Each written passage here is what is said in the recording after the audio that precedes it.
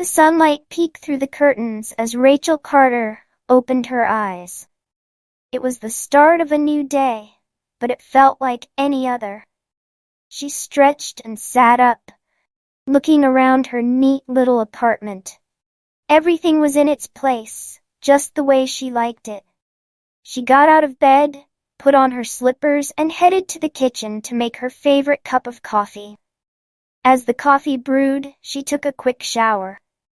Afterward, she sat by the window with her coffee, watching the world outside. People were walking, cars were driving by, and everything felt calm. Her phone buzzed, pulling her out of her thoughts. It was Katie Adams, Rachel's best friend. Katie was Rachel's exact opposite, vibrant, full of energy, always juggling a million things. They'd been friends since college, and despite the differences in their personalities, they balanced each other out. "Morning, lazy bones," Katie teased as soon as Rachel answered. "Up yet, or are you still daydreaming?" Rachel smiled, taking a sip of her coffee. "Barely. But I'm up. What's going on?" "You know, the usual," Katie replied, her voice full of energy. "I'm off today and was thinking, how about we meet up for lunch? It's been a while since we caught up in person." Rachel paused for a moment, thinking about her day. "Lunch sounds good, actually. I could use a break from work." "Great. Let's go to that cafe downtown, the one we love," Katie said excitedly. "I'll meet you there at noon." "Perfect," Rachel agreed, "but don't expect me to stay out too long. I still have to get back to work." "Work, work, work," Katie joked. "You're always so busy, Rach. You need to relax more." Rachel laughed softly.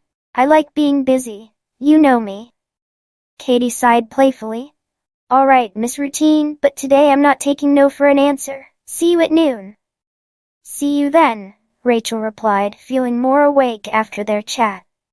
As she hung up, Rachel finished her coffee and took one last glance out the window before getting ready for work.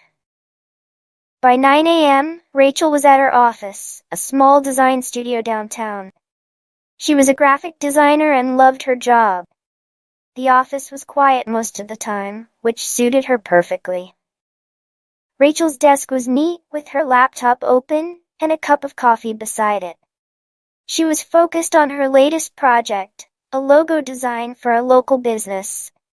Her boss, Mr. Johnson, walked by her desk and nodded approvingly. "Good work on the latest design, Rachel. Keep it up." "Thank you, Mr. Johnson," Rachel replied with a small smile. She appreciated his straightforwardness.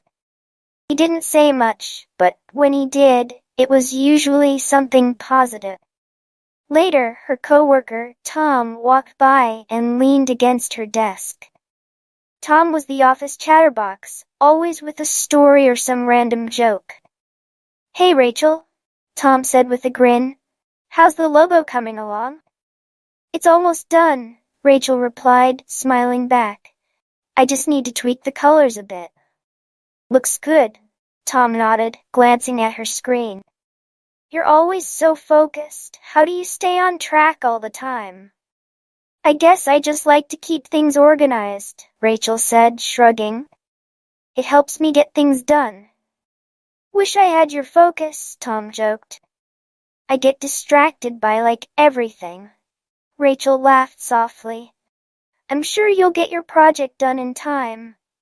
By noon, Rachel had managed to get away from her desk and meet up with Katie at a cafe down the street.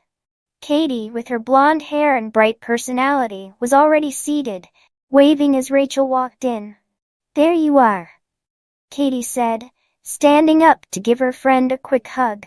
"I was starting to think you wouldn't make it." "I told you I'd be here," Rachel replied, sitting down and smiling. "How's your day going?" Same old," Katie sighed dramatically. "Work's boring, but I'm planning to go shopping after this. Want to come with me?" "You always want to go shopping," Rachel said, shaking her head. "I really need to get back to work after lunch." "Maybe this weekend?" "You're such a workaholic. Katie teased, picking up the menu. But fine, we'll save it for the weekend. As they ordered their food, Rachel felt relaxed. Conversations with Katie were always light and fun, and it gave her a break from the stress of her day. So, Katie said, raising an eyebrow, any plans tonight? Or are you going to spend another quiet evening at home? I actually have to go grocery shopping, Rachel replied. You know, my exciting life. Grocery shopping on a Friday night? Katie laughed. You really know how to live. Rachel smiled.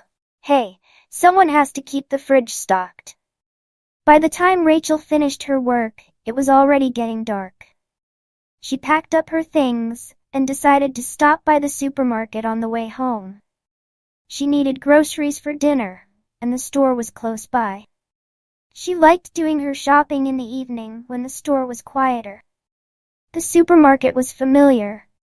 She had her routine there too. First the vegetables, then the dairy section, and finally, snacks. Rachel wandered through the aisles, checking her list on her phone. As she reached for a bunch of bananas, she noticed someone standing too close to her.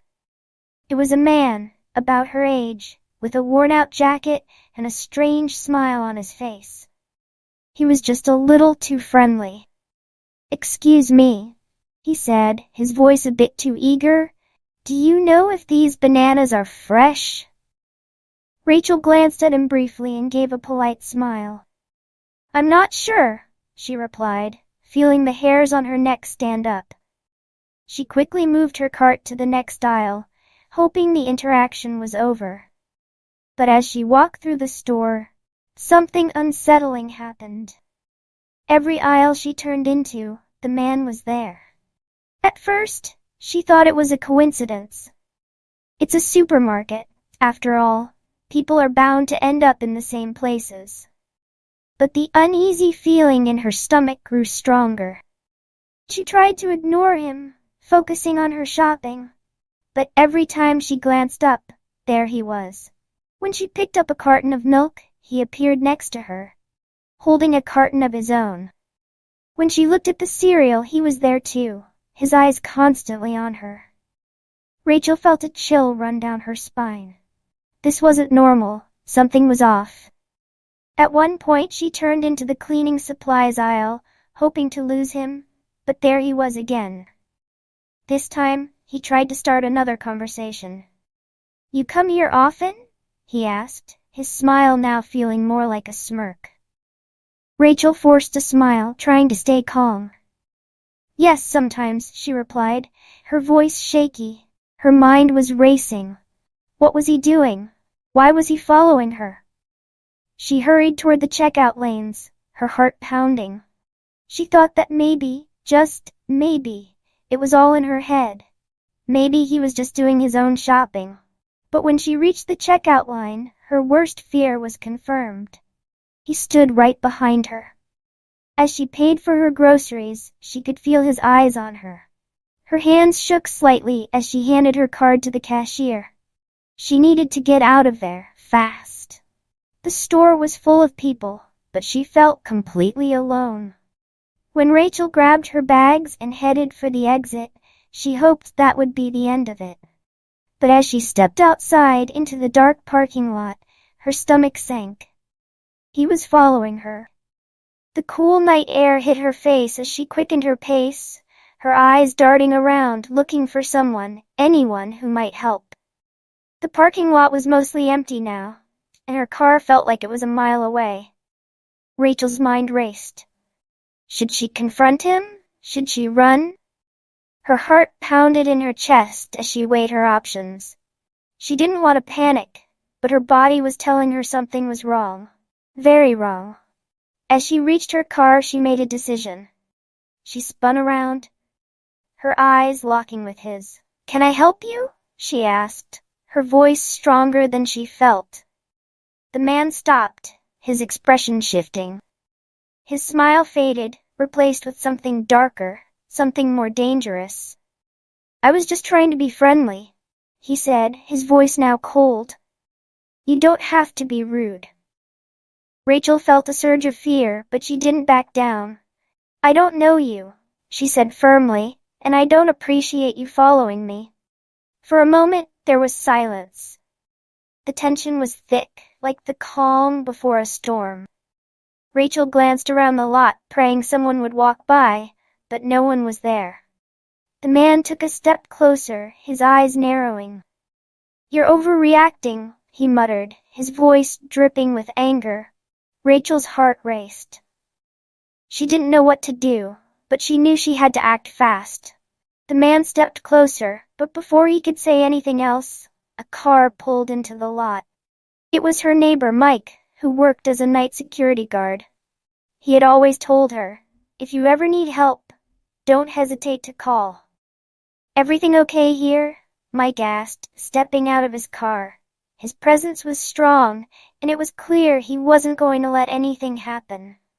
The man's smile disappeared. He muttered something under his breath, and quickly walked away into the shadows. Rachel let out a breath she didn't know she was holding. Her hands were still shaking, but the fear was starting to fade. She turned to Mike and smiled weakly. "Thank you," she said, her voice soft but grateful. "No problem," Mike replied. "Glad I was here." As Rachel drove home, her mind raced with what had just happened. She had always felt safe in her daily routine, always knew what to expect, but tonight had been a reminder, things can change in an instant.